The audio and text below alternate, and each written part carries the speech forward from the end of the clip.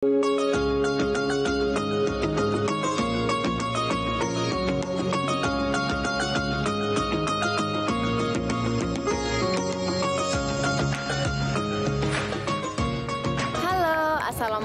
sahabat RTV, jumpa lagi dengan saya Filza Amalia dalam Lensa Ramadan RTV. Hari ini Filza mau ngajakin sahabat RTV untuk jalan-jalan di kota London, Inggris. Yuk ikuti keseruan Filza. Hari ini kita sedang berada di kawasan Buckingham Palace yang merupakan tempat tinggal Raja Inggris. Istana Buckingham ini mulai dibangun pada tahun 1703 oleh Duke of Buckingham dan diambil alih oleh George III pada tahun 1761 untuk dijadikan rumah pribadi yang dikenal dengan The Queen House. Sekarang kita memasuki kawasan St. James Park. Karena ini masih musim dingin, bunga-bunganya belum mulai bermekaran sahabat. Jika sahabat datang ke sini pada musim semi, tamannya itu cantik banget. Ini sudah mulai sedikit bunga-bunga bermekaran di kawasan ini, namun belum sebanyak pada musim semi.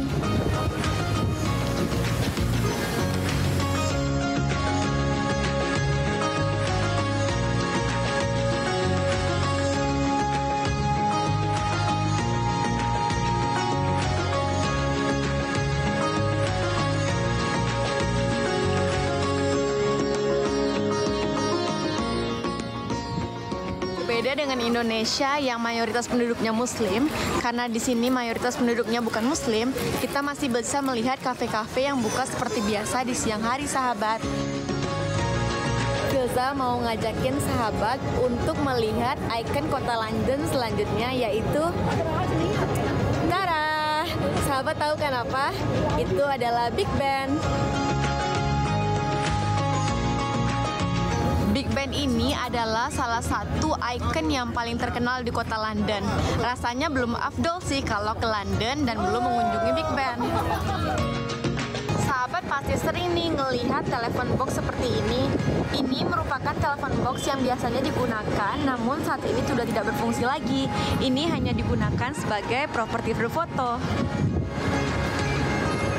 Sahabat bisa berfoto di sini dengan latar belakang Big Ben.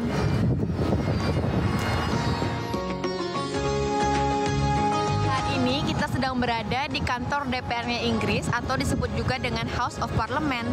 Kantornya bagus banget ya, ini bangunan lama yang digunakan oleh pemerintah untuk dijadikan kantor parlemen untuk pemerintah Inggris.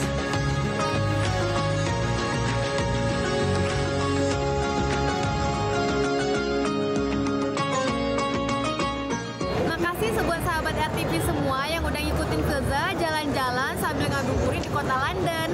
Sampai jumpa lagi ya. Dadah, assalamualaikum.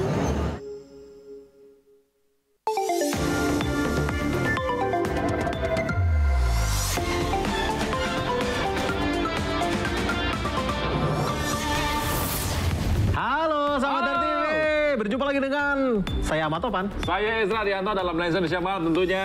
Betul, tadi sudah kita ajak jalan-jalan ke Inggris. Saya jadi terkenang tempat tinggal neneknya. Pernah lama tinggal di sana ya? Bukan, neneknya calon raja nanti.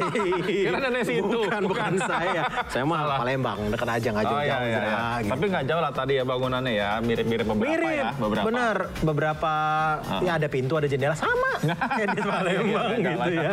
Oke lah sahabat TV, kita juga sudah menyiapkan sejumlah informasi menarik untuk disimak hari ini. Betul, tadi kan bicara tentang ngabuburit, berarti masih terkait dengan Ramadan kan? Ramadan, ya kalau di London begitu. Kalau di kita nih, pasti ada juga yang seru-seru kan? Betul, tradisi apalah tadi gitu. kan ramenya di Buckingham Palace katanya. Nah, ini juga ada tradisi unik, Zra. Ini tradisinya dari Gorontalo, namanya Tumbilotohe. Tumbilotohe. Tapi ngomongnya jangan Tumbilotohe, bukan. Ya, bukan. jadi aca-aca. Nah, salah. Itu ya. Tumbilotohe dari Gorontalo. Ini ngapain ini tradisinya nih? Ngapain nih kira-kira? Ngapain ya? Jadi dia ini kayak pawai obor Pawai gitu obor. ya, atau petromak, dan juga ini wadahnya adalah botol yang dikasih sumbu minyak gitu, Zra. Jadi seru lah pokoknya. Wah, Penasaran nggak? kita lihat aja lah Langsung biar aja lebih jelas.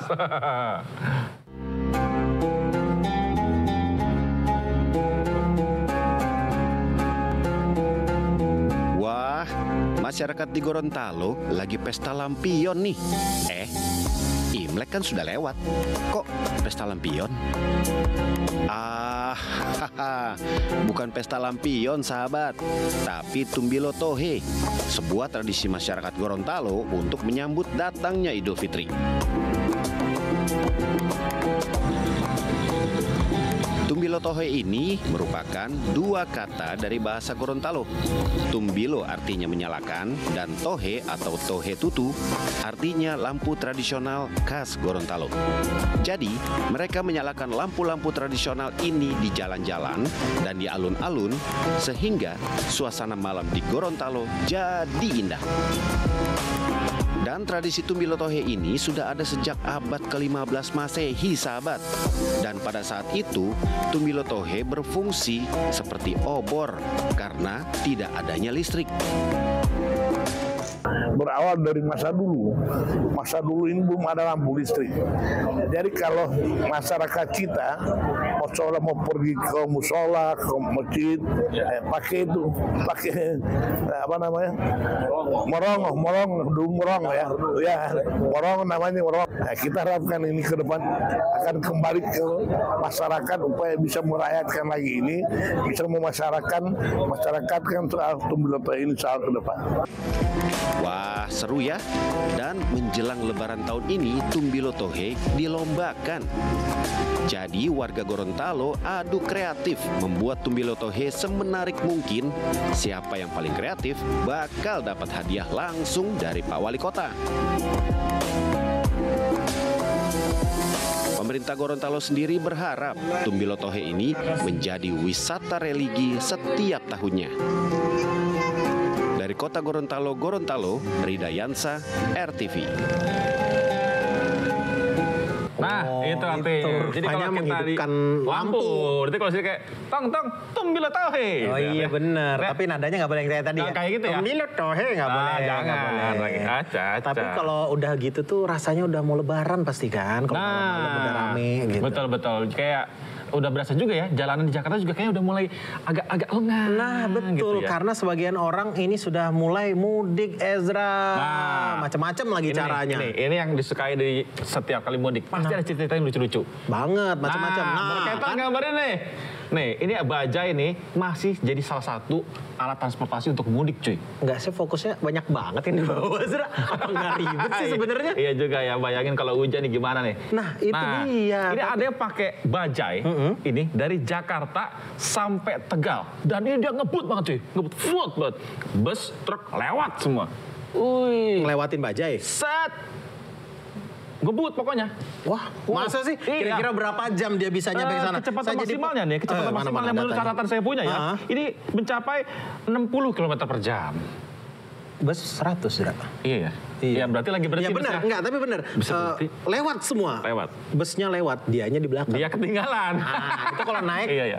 bajai. Iya. Tapi ini di jalur Pantura ada suatu pemandangan yang menjadi ciri khas lah setiap mau lebaran itu. Orang mudik naik motor, di belakang banyak tulisan-tulisan. Oh, iya. Kan? Nas-nasnya itu ya. Tunggu akang di rumah gitu misalnya. Gitu. Apa namanya? Nggak pulang malu, pulang rindu gitu. Kayak gitu. Ada apa aja sih sebenarnya yang unik di sana. Kita lihatlah.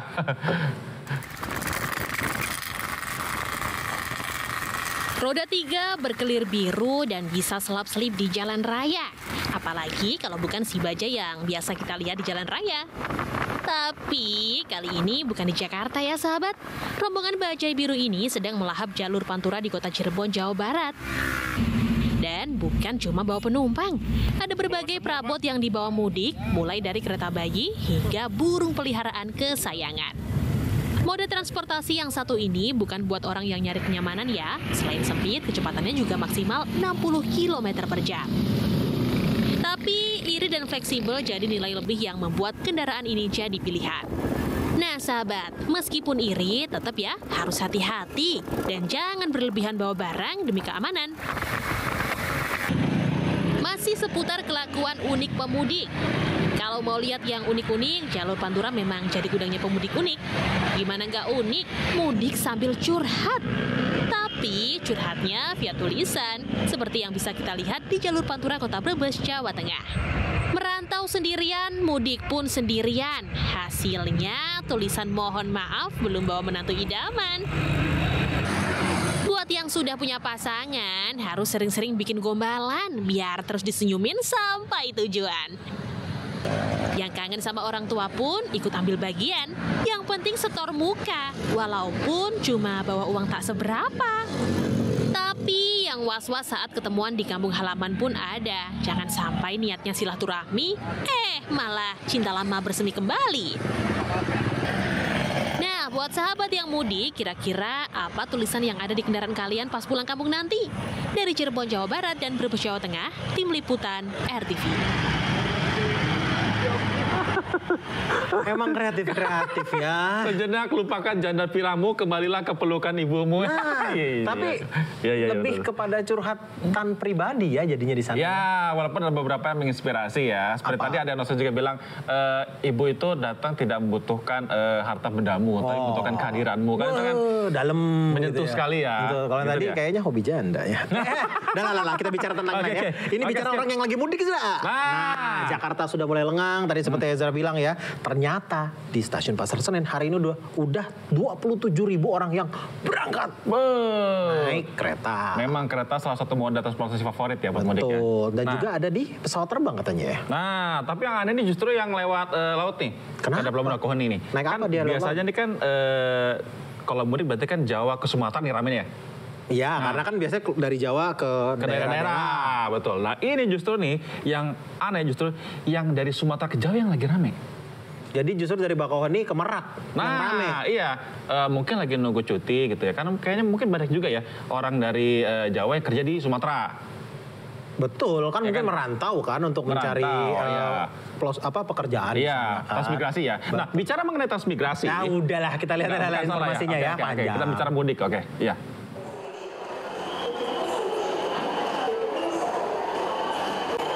Arus penumpang yang keluar dari Jakarta 4 hari jelang Idul Fitri terus meningkat. Di Stasiun Senen, Jakarta Pusat, jumlah penumpang pada Kamis ini mengalami peningkatan.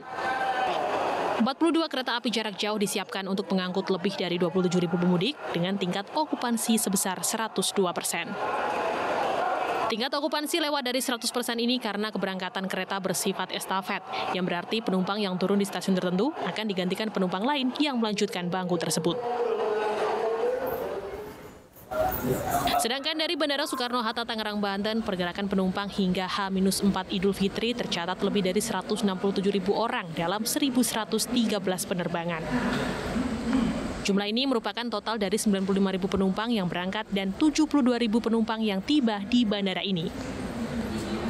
Jumlah penumpang periode mudik Lebaran tahun ini di Bandara Soekarno-Hatta mencapai 3,6 juta penumpang atau naik 7% dari tahun kemarin. Meskipun jumlah penerbangan bertambah 4,8% dari tahun sebelumnya, namun pemudik masih mengeluh kesulitan mendapatkan tiket. Selain jumlah tiket, harganya pun semakin melambung.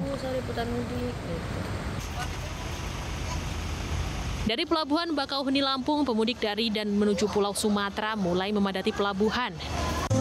Dalam 24 jam terakhir, lebih dari 8.000 kendaraan telah menyeberang ke Pulau Jawa.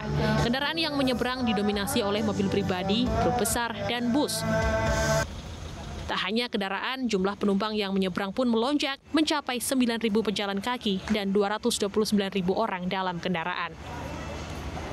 Namun, arus kendaraan dari Pulau Jawa menuju Sumatera belum mengalami peningkatan signifikan. Diperkirakan arus pemudik yang masuk ke Bakauheni baru akan meningkat Kamis malam karena Jumat besok sudah masuk cuti bersama.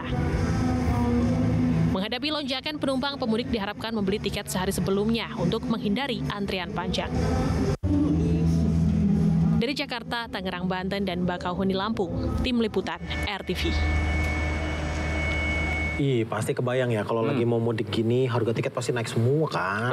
Macam-macam yang naik, nggak cuman harga tiket. Apaan? Harga bahan pokok juga naik. Waduh, Ya kan? ini pantesan nih banyak mak-mak tuh yang lagi berburu sembako murah kan biasanya mau lebaran banyak yang jual sembako murah. Betul, gitu. di mana-mana kalau ada tempat terus ada dibilang besok nih ya akan ada bazar pembagian sembako murah. Pasti ngantri cuy. Mulai dibagiin misalnya jualan jam 12, mak udah dari jam 5 habis subuh dulu. Ya kan Aduh. pas jam 12 pembagian udah loyo. Nah, itu ini di Bekasi. Tapi momennya masih semangat. Berebutan, berdesak-desakan sampai berantem sampai sewot-sewot. Apa sih yang bikin sewot? Kita tanya, kenapa sih, Mak? Ya, kenapa tuh?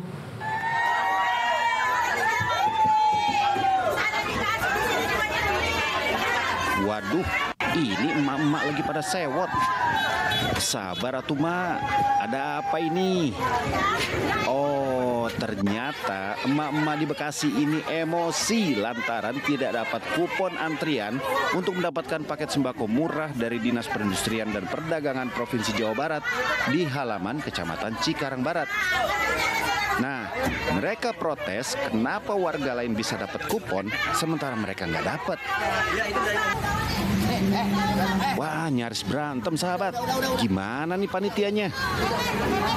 Sampai-sampai Pak Polisi yang bertugas di tempat itu pusing.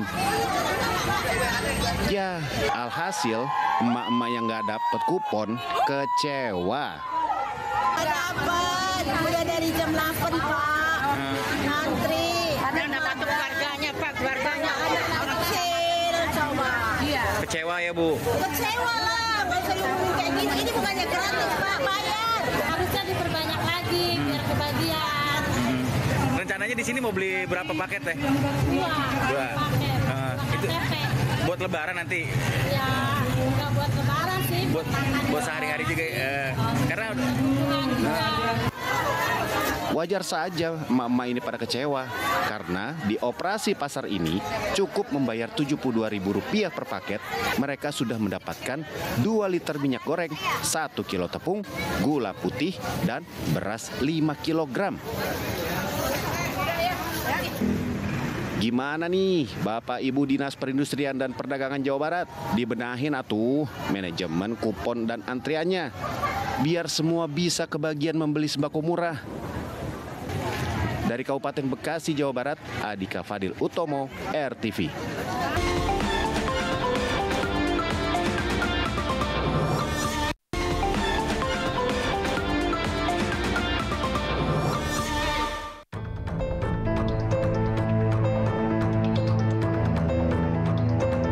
Halo sahabat RTV, gimana perjalanan mudiknya? Lancar-lancar aja kan? Tetap hati-hati di jalan ya. Nggak mau kan kemacetan mudik mengerikan beberapa tahun lalu sampai keulang lagi? Nih, tim Lensa Indonesia Malam refresh deh 5 kemacetan mudik lebaran terhoror. Kita mulai dari yang kelima, kemacetan panjang antrean Pelabuhan Merak, Banten. Lalu lintas menuju Pelabuhan Merak pernah dikenang momen kemacetan horor di musim angkutan lebaran 2022. Puncaknya pada Sabtu 30 April 2022, di mana antrean mengular sepanjang 10 km di Jalan Cikuasa Atas, Kota Cilegon, Banten. Sedangkan ruas jalan tol Tangerang Merak dipadati kendaraan sepanjang 9 km. Macet dipicu penutupan pelabuhan selama 6 jam lantaran cuaca buruk. Kala itu banyak pemudik pingsan di dalam mobil karena lemas, dehidrasi berat, hingga muntah-muntah lantaran terlalu lama mengantre. Kemudian di urutan keempat ada kemacetan parah Tol Cikampek. Tahun 2022 merupakan tahun pertama diperbolehkannya kembali mudik setelah dilarang karena pandemi COVID-19. Jadi tak heran bila kemudian dipadati kendaraan para perantau yang ingin kembali ke kampung halaman. Alhasil akibat kenaikan pemudik yang sangat pesat, arus lalu lintas di kawasan Tol Cikampek Cipularang hingga Cipali pun sangat padat. Bahkan volume kendaraan pada puncak mudik saat itu meningkat hingga 141%. Lalu di urutan ketiga ada jalur Cagak Nagrek. Jalur Nagrek di Kabupaten Bandung adalah jalan lintas yang berbatasan dengan wilayah Garut dan selalu ramai setiap momen mudik lebaran. Sebelum adanya lingkar nagrek, kemacetan parah kerap terjadi, bahkan mengular hingga Kecamatan Cicalengka, Kabupaten Bandung. Hal ini karena arus lalu lintas tergabung menjadi satu dan secara bersamaan melewati tanjakan atau turunan Cagak Nagrek. Sementara di urutan kedua yang tak kalah fenomenal adalah Simpang Jomin. Jauh sebelum ada tol Cipali, pemudik yang ingin melewat Pantura pasti akan melewati Simpang Jomin yang merupakan simpul di ujung tol Cikampek. Nah, puncak kemacetan Simpang Jomin terjadi pada Juli 2014, di mana antrean kendaraan mengular hingga 27 km lebih dari Jalan Raya Kelari dan harus ditempuh dalam 9 jam. Kemacetan terjadi karena banyaknya persimpangan dan pertemuan arus arteri Karawang Timur. Dan sampailah kita pada peringkat pertama macet mudik paling horor, yaitu pintu tol Brebes Timur atau Brexit. Kejadian Brexit merupakan fenomena kemacetan terparah yang pernah tercatat di Indonesia. Panjang kemacetan ini bahkan mencapai 25 km dari gerbang tol Brebes Timur hingga daerah Kanci Cirebon. Ironisnya, akibat kemacetan ini sebanyak 17 pemudik meninggal dan puluhan lainnya dilarikan ke rumah sakit. Fenomena ini disebabkan penyempitan jalur, pertemuan arus dari Cirebon lewat Pantura, dan keterbatasan jumlah rest area.